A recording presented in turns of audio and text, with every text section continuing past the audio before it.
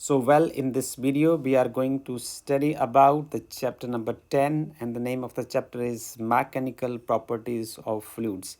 Fluids की mechanical properties को हम समझेंगे. So, we will start with the introduction part. So, जो चैप्टर का नाम है मैकेनिकल प्रॉपर्टीज़ ऑफ फ्लूइड, तो आपको फ्लूइड के बारे में सबसे पहले जानना होगा. तो अभी तक आपने थ्री स्टेट्स ऑफ मैटर के बारे में सुना है. ये रही state solids and liquids and third one is gases. तो तीन स्टेट्स के बारे में आपने पढ़ा, सॉलिड्स के बारे में, लिक्विड्स के बारे में और गैसेस के बारे में.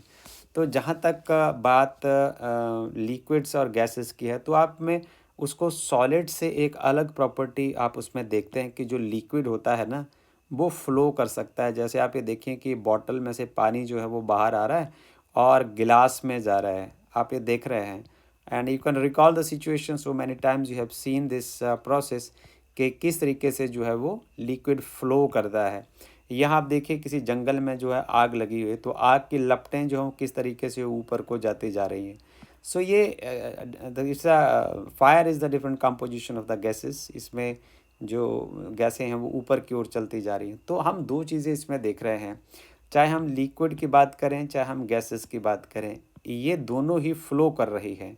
तो फ्लूइड का मतलब क्या होता है? Out of this three states of matter, ये जो दो इसके कैटेगरीज हैं, लिक्विड एंड गैसेस, मैटर की जो ये स्टेट्स हैं, states of matter, liquids and gases, they can flow. ये दोनों ही जो स्टेट्स हैं ये फ्लो कर सकती हैं. और जो flowing states of liquid and gases हैं या flowing property of the liquid and gases है, ये दोनों में कॉमन है, इसलिए हम इन दोनों का एक कॉमन नाम रख देते हैं, फ्लूइड्स. तो अलग अलग लिक्विड्स हो सकते हैं, अलग अलग तरह की गैसेस हो सकती हैं, तो इससे डिफरेंट काइंड ऑफ फ्लूइड्स बन जाएंगे. So fluid is something that flow. इसको हम फ्लूइड के डेफिनेशन क्या कहेंगे? This is something that can flow. ये कुछ ऐसी चीज़ है जो फ्लो कर सकती है, राइट. ये एक ऐसी बेसिक प्रॉपर्टी है लिक्विड और गैसेस की जो इसको सॉलिड से डिफरेंशिएट करती है. ये एक ऐसी प्रॉपर्टी है, फ्लो की जो प्रॉपर्टी है, it differentiate it from the solids. तो हम अलग कलर मार्क कर देते हैं कि जो सॉलिड जो है वो फ्लो नहीं कर सकता और लिक्विड और गैसेस फ्लो कर सकते हैं. इसलिए जो फ्लोइंग स्टेट ऑफ मैटर है उसी का नाम फ्लूइड होता है. It is fluid is something that can flow, right. तो हमें सवाल ये है कि हम इस चैप्टर को पढ़ना क्यों चाहते हैं, आपको ये क्यों पढ़ाया जा रहा है, आपका जो सिलेबस है वो कैसे डिसाइड किया जाता है कि बच्चों को ये भी पढ़ाया जाना ज़रूरी है, ये भी पढ़ाया जाना ज़रूरी है. तो इस बात की हम चर्चा करेंगे. आपको थोड़ा आभास होगा कि इसलिए आपको जो सरकारें हैं वो इसका ज्ञान क्यों देना चाहती हैं. तो इस बात की हम चर्चा करेंगे अब अगले पेज से. देखिए, हम fluid is everywhere around us. आप अर्थ को ध्यान से देखिए, ये है अर्थ, राइट. अब अर्थ में आपने क्या पढ़ रखा है अभी तक कि अर्थ में जो 71% वाटर है, राइट, और जो 29% है वो लैंड मास है. ठीक है, जो 71% वाटर है और 29% लैंड मास है, और ये सारा क्या है? ये फ्लूइड है. और अर्थ के किनारे जो एटमॉस्फेयर है, अर्थ के किनारे एटमॉस्फेयर है, राइट. सो एटमॉस्फेयर में क्या होता है? गैसेस होती हैं. इसके किनारे ऐसे ऐसे करके हो सकता है, इसके नियर बाई ऐसे ओजोन लेयर होती है ना, right. So 16 to 23-25 kilometre above the surface of earth जो अल्ट्रा वायलेट रेज को रोक लेती है. सो ये एटमॉस्फेयर है और it is made up of gases. So these gases can flow. So यहाँ देखिए आप, this is the flowing part and this is also the flowing part. So fluid is all around you. आप fluid के बीच में ही रह रहे हैं. आपके जीने के लिए फ्लूइड का बहुत बड़ा रोल है.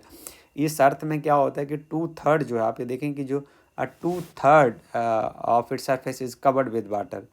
2/3 हिस्सा जो है अर्थ का is covered with water. It is covered with water. 2/3 of area is covered with water.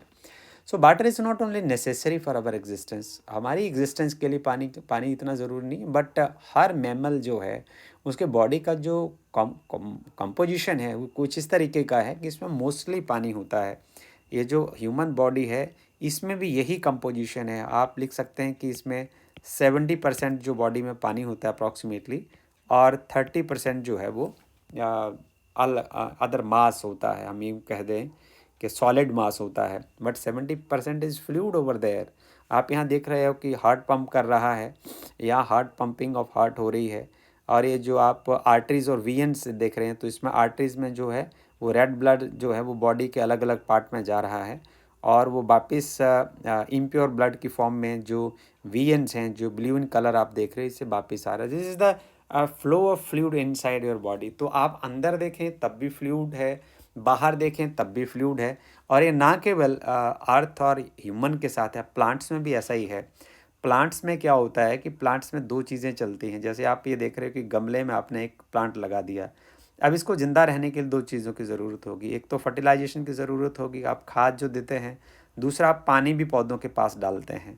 तो पौधे में पानी और जो खाद होती है उसका फूड होता है वो अलग अलग चैनल से जाता है। तो जिस चैनल से फूड जाता है उसको हम फ्लोएम कहते हैं, और जिस चैनल से पानी जाता है उसको हम जाइलम बोलते हैं। तो आप देख लीजिए, चाहे प्लांट की बात कर लीजिए, ह्यूमन की बात कर लीजिए, अर्थ की बात कर लीजिए, तो everywhere around you there is a fluid. So that is the reason why the study of fluid is important. This is the study of fluid is important. Study of fluid is important, right. ये reason है कि आपको जो fluid वाला जो chapter है वो पढ़ाना बहुत ज़रूरी है। ओके, सो अब हम चलते हैं कि हम 3 states of matter, that is solid, liquid and gas. तो हमने 3 स्टेट्स ऑफ मैटर के बारे में जैसे पढ़ा है, तो वो हो जाएगा सॉलिड हो जाएगा, लिक्विड हो जाएगा और गैस हो जाएगी। हम कोशिश करते हैं जानने की कि सॉलिड लिक्विड से और गैसेस से अलग कैसे होता है। जैसे तो हमने एक पहले पढ़ा कि जो लिक्विड और गैसेस हैं दोनों ही फ्लो कर सकते हैं, पर इसीलिए हम उसको फ्लूइड कहते हैं। पर ऐसा नहीं है कि जो फ्लो करने की प्रॉपर्टी है वो ही सिर्फ सॉलिड, लिक्विड और गैस में एक डिफरेंशिएशन पैदा करती है, और उसमें कुछ और चीज़ें भी हैं जो आपको जानना ज़रूरी है कि जो सॉलिड और लिक्विड और गैसेस के बीच में एक डिफरेंस की लाइन क्रिएट करती हैं। तो इसको समझने के लिए हम अगले पेज पर चलते हैं। देखिए, जो फ्लूइड है, fluid has no definite shape. आप ये जानते हैं कि फ्लूइड का कोई अपना शेप नहीं होता। आप पानी है, पानी को आप घड़े में डाल दीजिए वो घड़े की तरह हो जाएगा। आप उसको जग में डाल दीजिए वो जग की तरह हो जाएगा, ठीक है। आप उसको एक कटोरे में डाल दीजिए वो कटोरे की शेप ले लेगा।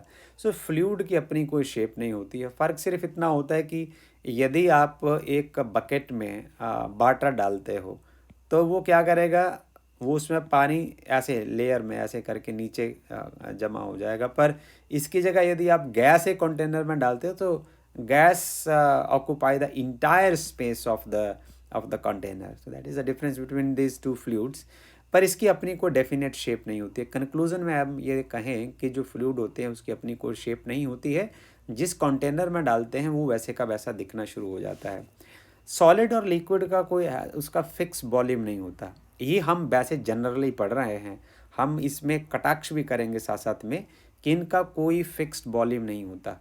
अभी तक मैं यूँ कहूँ आपको, एक जनरल यदि हम डिस्कशन करें तो हमें कह सकते हैं कि जो सॉलिड और लिक्विड का कोई फिक्स्ड वॉल्यूम नहीं होता, but under certain conditions you will find that there is a change in volume also.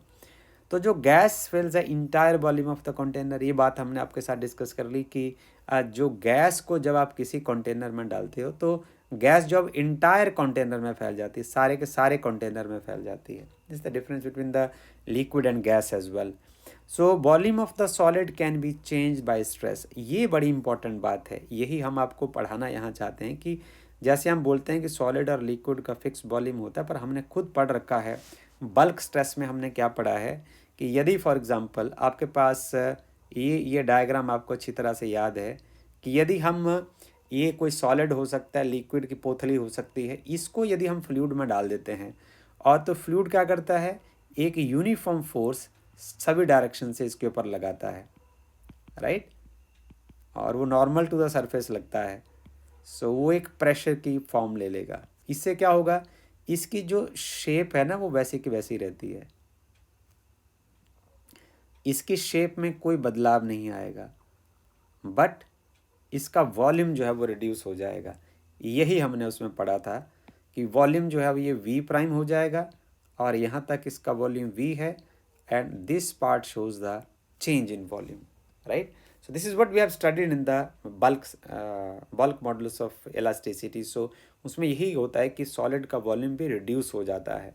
सो ये बात है, जनरल बात है कि सॉलिड और लिक्विड का वॉल्यूम फिक्स होता है, पर यदि हम स्ट्रेस की बात करें तो वॉल्यूम जो है वो चेंज हो जाता है। आगे the volume solid and liquid and gases depends upon the stress acting on it. ये कितना स्ट्रेस इसके ऊपर एक्ट कर रहा है और स्ट्रेस का काइंड क्या है इसके ऊपर डिपेंड करता है। So when we talk about the fixed volume, इसका मतलब है कि जो हमने ऊपर सेंटेंस लिखा है कि वॉल्यूम जो सॉलिड और लिक्विड का चेंज नहीं होता, तो ये उस समय की बात है जब इन दोनों चीज़ों को एटमॉस्फेरिक प्रेशर में रखा होता है। आप फ्लूइड में नहीं डालते हैं, आपने ओपन रखा है, बकेट है, उसको आपने कमरे के अंदर आंगन में रख दिया, तो आपका इसका जो वॉल्यूम है वो चेंज नहीं होगा। जैसे फॉर एग्जांपल कि आप कोई पत्थर है या मड है, उसका टीला है, उसको आपने आंगन में रख दिया, उससे कोई फ़र्क नहीं पड़ने वाला। But when you put this under the fluid, only then the change in volume, the process of change in volume will comes into play. आगे हम बात करें कि सॉलिड और लिक्विड की यदि हम बात करते हैं, तो सॉलिड और लिक्विड जो होते हैं ना, उनमें चेंज आता है एक्सटर्नल प्रेशर की वजह से। बट गैस के कंपैरिजन में आपने पहले पढ़ा, हमने कंप्रेसिबिलिटी फैक्टर आपको पढ़ाया था प्रीवियस वीडियोस में, तो उसमें हमने बताया था कि जो आप बल्क मॉडुलस का यदि आप इन्वर्स निकालते हैं, यदि इसको आप उल्टा करते हैं, तो इससे कंप्रेसिबिलिटी फैक्टर पैदा होता है और वो आपको जानकारी देता है कि सॉलिड जो है उसको कितना कंप्रेस किया जा सकता है, लिक्विड को कितना कंप्रेस किया जा सकता है। तो सॉलिड और लिक्विड के लिए जो कंप्रेसिबिलिटी फैक्टर की वैल्यू होती है वो बहुत कम होती है। इसका मतलब क्या हुआ कि ये इसको कम कंप्रेस होने को हम मैथमेटिकल टर्म कंप्रेसिबिलिटी से डिफाइन करते हैं। तो जो सॉलिड और लिक्विड होते हैं उनके लिए कंप्रेसिबिलिटी की वैल्यू बहुत कम होती है। ओके, तो ये मैथमेटिकली एक डेफिनेशन हो जाएगी। हालांकि गैसेस में कंप्रेसिबिलिटी बहुत ज़्यादा होती है, इसका मतलब कंप्रेसिबिलिटी फैक्टर गैसेस के केस में वो उसकी वैल्यू ज़्यादा होती है। इसको हमने टेबल दिखा के आपको पढ़ाया था, तो आप प्रीवियस वीडियो में जाकर देख सकते हैं। अगली बात है कि हम ये कहें कि जो सॉलिड और लिक्विड हैव डेफिनेट शेप, जो सॉलिड होते हैं ना, हमने पढ़ा छोटी क्लासेस में, हम ये पढ़ते हैं कि सॉलिड हैव डेफिनेट शेप, उनका अपना एक फिक्स आकार होता है, पर ये भी अंडर स्पेशल कंडीशंस ही होता है। ऐसे जनरली हम ये कहें कि यदि हम उसके ऊपर एक शीयर स्ट्रेस लगाते हैं, तो आप ये जानते हैं, आपने अभी प्रीवियस वीडियो में ये देखा था कि आपके पास यदि फॉर एग्जांपल एक सिलेंडर है और इसके ऊपर हम यदि शीयर स्ट्रेस लगाते हैं, तो इसका जो शेप है वो तो बदले, ये देखो ऐसा हो जाएगा। ओके, ये अपने स्टैटिक इक्विलिब्रियम को मेंटेन रखेगी, इसका वॉल्यूम फिक्स रहेगा पर इसका शेप चेंज हो जाएगा। So it depends on kind of stress is acting on the solid, so the shape of the solid can also be changed. So the shear stress can change the shape of the solid by keeping its volume fixed. So this is what we have studied. So जो की property for the fluid क्या हुआ, fluid का solid से कितना ज़्यादा difference है। Fluid जो होता है ना, फ्लूइड जो है वो रेजिस्ट नहीं करता shear स्ट्रेस को। आप थोड़ी सी shear स्ट्रेस लगाते हैं and it show the very little resistance, और एकदम से बदलाव वो दिखा देता है।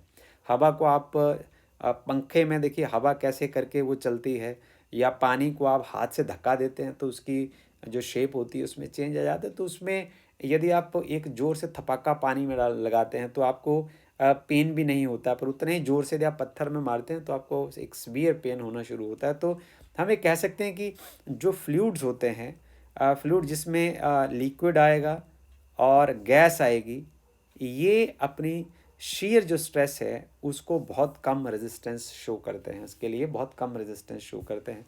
तो यही रहा था हमारा इंट्रोडक्शन वाला part. I hope that you have enjoyed the introduction part, because जो इंट्रोडक्शन पार्ट होता है वो आपको इस चैप्टर में क्या होने वाला है इसकी काफ़ी हद तक जानकारी देता है, आपको रफ आइडिया हो जाता है कि हम इस चैप्टर में क्या पढ़ने वाले हैं। So with this words I am going to close this video. If you have Any comment or question, you can write in the comment box. Thank you.